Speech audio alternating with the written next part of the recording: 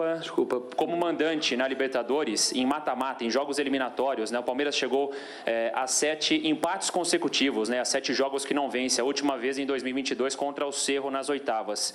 De lá para cá, sempre empates nesses duelos eliminatórios. Alguns não foram suficientes nas eliminações, no caso. Vem aí o River Plate pela frente. Imagino que você já tenha acompanhado até um pouquinho dos pênaltis, talvez, agora no vestiário. É um ponto que preocupa. O Palmeiras vai ter mais uma vez essa vantagem de decidir em casa, se é um sinal de alerta que fica ligado, de certa maneira, apesar da classificação. Obrigado. Olha, eu respeito e compreendo a tua pergunta.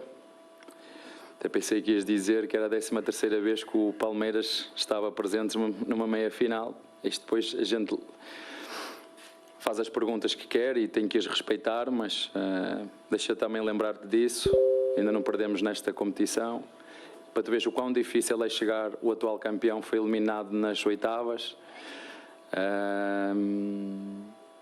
E, portanto, eu agarro mais coisas positivas, eu sou positivo aqui e agora.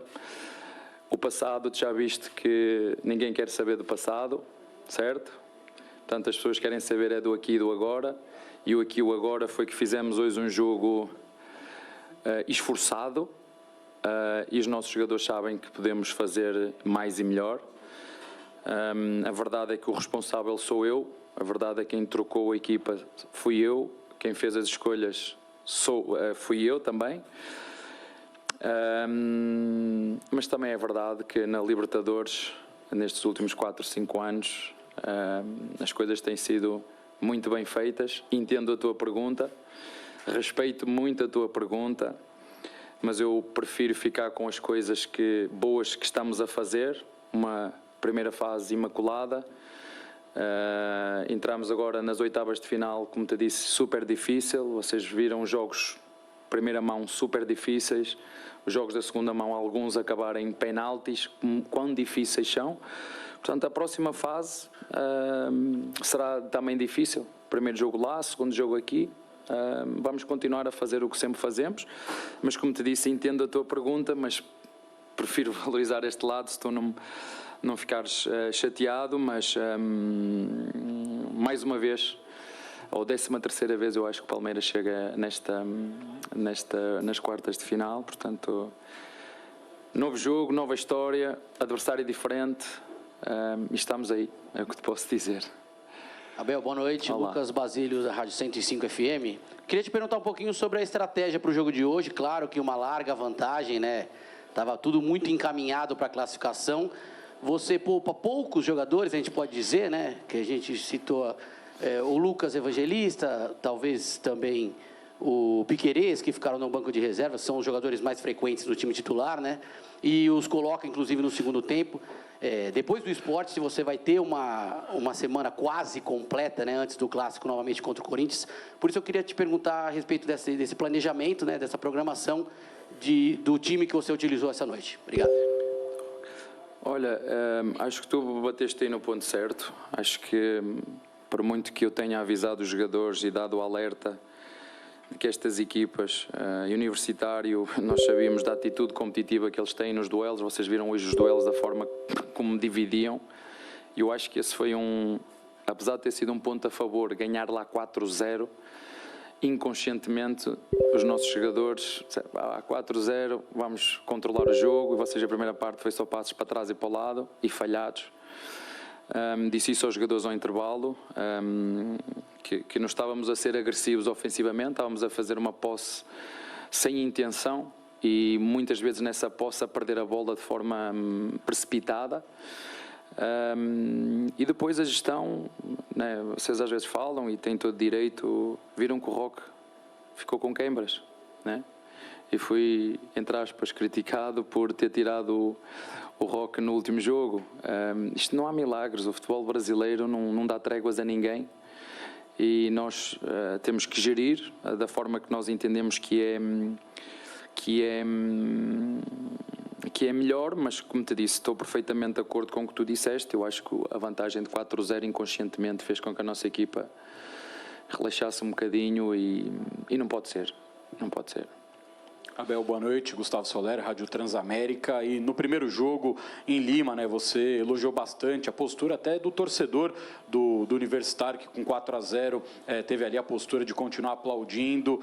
Nessa sua visão do que foi o jogo de hoje, o torcedor palmeirense que fez uma bela festa, colocou as faixas na arquibancada, mas esse torcedor mereceu o comportamento que o time do Palmeiras teve em campo na noite de hoje? Olha, boa pergunta.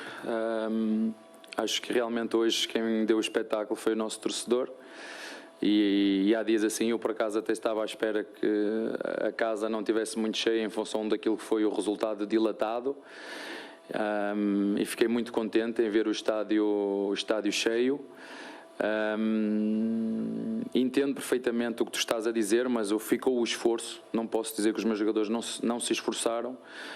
Agora posso dizer que ficamos a dever naquilo que é o quesito técnico, porque eu sei que estes jogadores podem fazer mais e melhor, mas realmente acho que hoje o espetáculo veio de fora e é sempre bonito quando nós jogamos em casa. Como te disse, não estava à espera de um estádio tão composto, é sempre bom, mesmo quando nós achamos que inconscientemente a eliminatória estava resolvida, ter o estádio bem composto, cheio, a fazer a festa.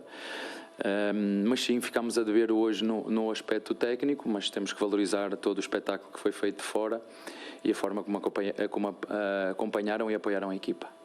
Abel, boa noite, tudo bem? Olá. André Neto da Rádio CBN aqui. Queria falar um pouco sobre a falta de opções que você tinha no banco hoje, só 9 jogadores. Alguns dos meninos que vinham aparecendo no banco, Riquelme, Eric Belé, Coutinho, agora numa reta decisiva de sub-20. Queria saber como é que foi a conversa interna do Palmeiras para decidir que esses jogadores que vinham te auxiliando a compor elenco e te dar opções até para rodar o time no que você já falou, como é que foi essa decisão para eles ficarem focados no sub-20 nesse momento? Obrigado. Muito bem, boa pergunta a tua, de quem estudou, de quem viu, de quem sabe o que é que está a perguntar. Como deves calcular, eu podia ter trazido jogadores da equipa de sub-20, certo? E não trouxe. É fácil de perceber porquê. Porque queremos que os sub-20 mais uma vez ganhem, porque o todos somos um é exatamente isso. E não é de hoje que nós fazemos isso, não é de hoje que nós temos cuidado em ajudar a equipa de sub-20, porque muitas vezes nós também precisamos e a equipa de sub-20 também nos ajuda. Estou-me a lembrar, por exemplo, do ano em que nós tivemos uma primeira fase da Libertadores, o jogo em altitude, e depois jogámos em casa com a Água Santa. Quem nos ajudou e quem nos suportou é a equipa de sub-20. E eu acho que estes jogadores também têm que crescer na equipa de sub-20 a ganhar, a ser campeões.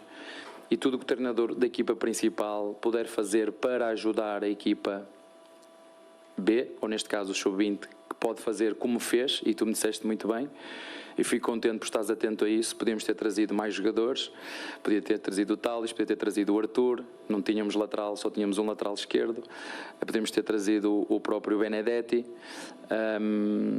mas sim, entendemos que podíamos ajudar a equipa B, porque também a equipa B, desculpem, o sub-20, e essa também é uma das minhas funções. Não é só potenciar, valorizar e vender jogadores, mas também ajudar a equipa B naquilo que é com os jogadores que pertencem ao nosso elenco, que podem jogar na equipa B, até o Roque, mas ele pediu-me o Roque, mas eu não podia mandar o Roque. Abel, boa noite. Olá. Você recebeu essa semana um novo goleiro, né? O Carlos Miguel, 26 anos, que em outros clubes ele pedia passagem e acabou não tendo tantas oportunidades assim. Você tem o seu principal goleiro, o Everton, 37 anos, ídolo do Palmeiras. Como que você pensa a questão de transição, de dar oportunidades ao Carlos Miguel, que acho que chega com a intenção de jogar? Como que você lida com essa situação? Olha, é verdade, o Everton, ídolo e grande forma, como ainda hoje. Foi uma oportunidade de mercado. Nós já tínhamos pensado, e o Everton sabia, o Lomba também sabia, que nós estávamos à procura do goleiro e a ideia era contratar para o ano que vem. Já vos disse várias vezes que aqui nesta casa as coisas se preparam antecipadamente e fico contente que um especialista de futebol que está do outro lado do mundo, que se chama Mourinho, num minuto e meio conseguiu ver o que nem todos conseguem ver que se faz aqui dentro deste clube. Portanto, foi uma oportunidade e nós temos 3 goleiros agora muito bons, mas ele apanha e chega com o comboio já em andamento, agora que está aqui connosco, vai começar a treinar e vamos ver. Eu sempre disse que aqui eu não dou camisetas a ninguém, quem vem, quem chega tem que demonstrar, mas neste momento os outros dois estão à frente pelo número de jogos que têm, pelo ritmo. Agora ele vai ter que recuperar, treinar e daqui até ao fim vamos ver. Mas como te disse, não era para vir este ano, foi uma oportunidade de mercado que a Leila e o Barros encontraram e nós contratamos um jogador para nos ajudar e reforçar nesta posição. Abel, seguindo nessa esteira desse assunto, o Palmeiras também contratou o Jefté, ele estava aqui hoje. Eu queria que você falasse essas movimentações recentes, né? Carlos Miguel, Kelvin, Jefté, o que eles te trazem nesse elenco? E a gente fala muito sobre a questão do substituto do Richard Rios. E hoje você voltou a usar o Alan por dentro, que é uma função que ele já tinha feito no Campeonato Paulista. Você hoje vê, dentro das opções que você tem no elenco, o Alan é o outro camisa 8 que você tem? Boa pergunta, mais uma boa. Falaste do Alan, Jefté e Kelvin.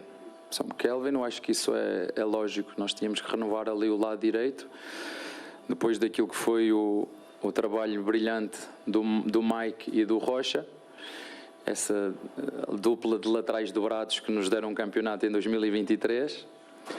E por tudo que fizeram dentro do clube, a história que tem, a quantidade de títulos que tem.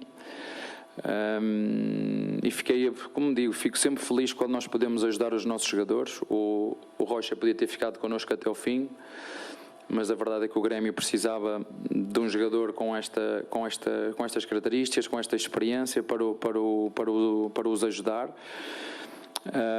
E nós ficámos felizes também por ele poder continuar a sua carreira. O Mike a mesma coisa, portanto é normal. O Kelvin, mais uma vez, mais uma grande movimentação da nossa Presidente e do Barros, a estar atentos àquilo que é o mercado, um jogador brasileiro, porque nós queremos também trazer e reforçar com jogadores brasileiros. Foi um bocadinho parecido com o Carlos Miguel.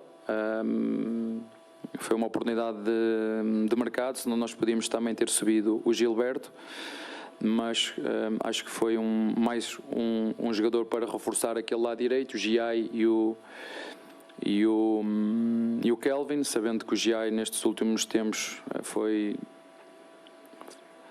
assediado, se assim se pode dizer, com propostas de outros clubes, e nós temos que estar sempre atentos e precavidos. O GFT eu acho que é normal, uma situação normal. O Vanderlá esteve connosco, eu acho quase que desde que nós chegamos. Ele lembro que dele ser suplente do Vina, depois suplente daquele jogador que nós contratamos que chegou no Mónaco, o Jorge. Aos poucos foi passando para cima, mas entendemos que agora, em função daquilo que era o contexto dele no clube, acho que o Red Bull Bragantino é aquele clube fantástico, porque não tem pressão de ter que ganhar, não tem pressão de ter que performar. O próprio John saiu daqui num contexto muito parecido com o dele, pouca gente com pouca paciência, e os jogadores depois chegam ali num contexto diferente, com um clube com objetivos diferentes, com uma torcida diferente, onde a camisola não tem o mesmo peso que esta e acabam por performar, e nós entendemos que era o caminho certo para o Vanderlá e contratamos o GFT. Depois só temos o Piquerez, portanto vem reforçar esta posição. Agora não podemos deixar de dizer isso. Este ano estamos num período de transição, saíram 16 jogadores, se vocês contarem com Dudu, com Rony, enfim, são 16 jogadores que entraram, contratações que fizemos e jogadores que subiram da equipa B, como o Alá, e já que estamos a falar do Alá, sim, quis experimentar o Alá na 8, mas ao mesmo tempo, como é que eu posso pedir dele um empenho na 8 ou desempenho na 8 quando o treinador nos últimos jogos o pôs na ponta direita ou ponta esquerda, entendes? Metê-lo aqui a 8 para ver o que é que ele nos podia dar, mas eu tenho que entender que nos últimos, sei lá, no Mundial fez na ponta direita, né? um ponta armador, e fez um Mundial espetacular nessa posição, e hoje resolvi, em função também, indiretamente o treinador também passa mensagens, hoje também quis ver o Alá nessa posição, se nos podia ajudar sem nós termos que ir ao mercado, mas não posso não ter intenção a isso, que até agora pus ponta direita, ponta esquerda, ponta direita, ponta esquerda, e o treinador hoje lembrou-se, ok, como ele já fez a volante, meti-o a 8, mas deixa-me dizer, só para terminar, eu não o tirei para ele estar a jogar mal, até porque eu achava que ele era dos jogadores até mais agressivo e mais audaz, eu tirei porque ele tinha amarelo, e só faltava ficarmos, como foi contra o Corinthians, com menos um jogador, e eu a tentar fazer gestão física e ter que jogar mais 30 ou 40 minutos com menos um jogador. Portanto, ele saiu só, e é bom que fique claro, porque na minha opinião estava a ser um dos melhores jogadores, mas isso é a minha opinião, por ter amarelo e às vezes um jogador jovem pode não conseguir gerir este amarelo até ao fim e nós não queríamos, ou eu não queria arriscar. Está bem? Deixa eu só dizer-vos que é bom quando as perguntas são assim boas e fáceis. A minha entrevista também é boa e fácil.